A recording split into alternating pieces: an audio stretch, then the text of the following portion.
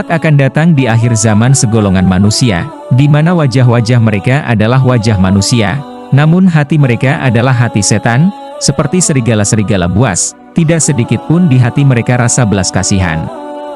Mereka gemar menumpahkan darah dan tidak berhenti dari melakukan kekejian.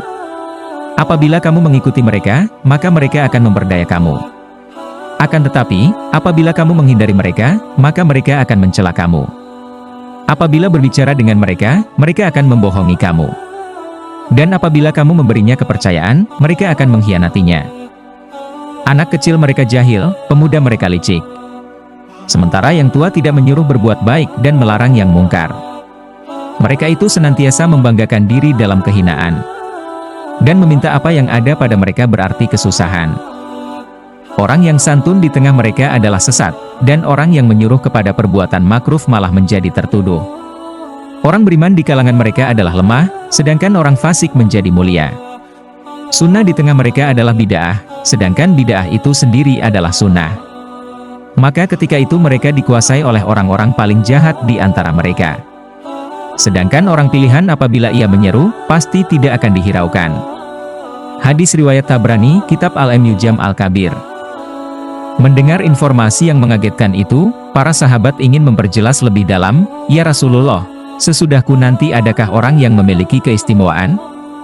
Rasul menjawab, "Ya masih ada." "Adakah mereka bertemu denganmu?" tanya para sahabat lagi. Rasul menjawab, "Mereka sudah tidak bertemu lagi denganku." "Ya Rasulullah, masih adakah wahyu yang diturunkan kepada mereka?" tanya para sahabat. Rasulullah menjawab lagi, "Sudah tidak ada lagi wahyu yang diturunkan kepada mereka." "Ya Rasulullah, bagaimana keadaan mereka?" Sambil berekspresi sedih, Rasul menjawab, "Hati mereka rapuh bagaikan garam dimasukkan ke dalam air." Karena merasa penasaran, para sahabat memperjelas lagi kepada Rasulullah. "Ya Rasulullah, bagaimanakah pola hidup mereka di zaman itu?"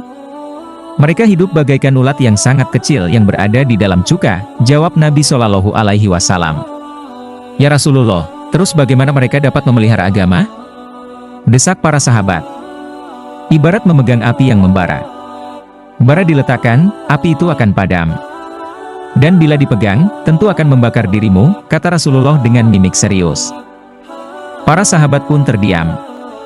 Mereka membayangkan betapa di akhir zaman kelak, keadaannya sangat mengerikan, sebab kebanyakan dari mereka telah terseret ajaran bid'ah dan membuang jauh sunnah Rasul. Hidup mereka dipenuhi dengan nafsu syahwat dan keserakahan, sehingga mereka menghalalkan segala cara. Memegang ajaran agama, diibaratkan Nabi Shallallahu Alaihi Wasallam, seperti memegang api yang membara, jika dipegang teguh, akan mendapatkan cacian dan dijauhi teman-temannya, tapi bila dilepaskan, agamanya akan hancur, dan berakibat murka Allah Azza wa Jalla. Para sahabat pun membayangkan, betapa mulianya orang-orang di akhir zaman nanti, yang tetap memegang teguh ajaran agamanya. Para sahabat pun makin merasa prihatin dan ngeri, begitu mendengar keterangan Rasulullah tentang manusia akhir zaman, sebagaimana diriwayatkan Ibnu Abbas, dengan sabdanya, "Di akhir zaman nanti akan datang sekelompok manusia yang wajahnya manusia, tapi hatinya setan.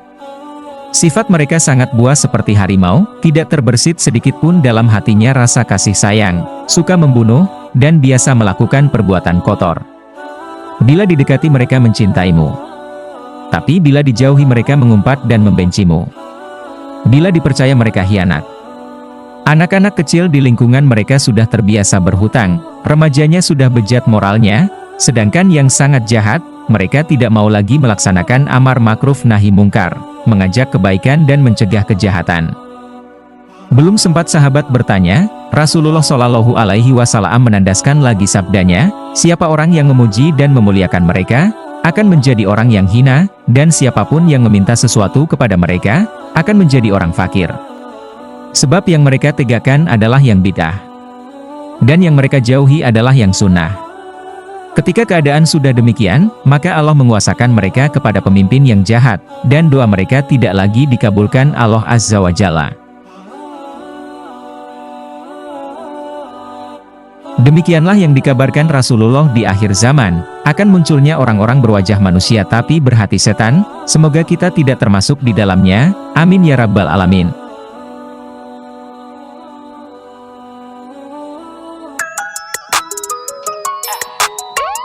Oke.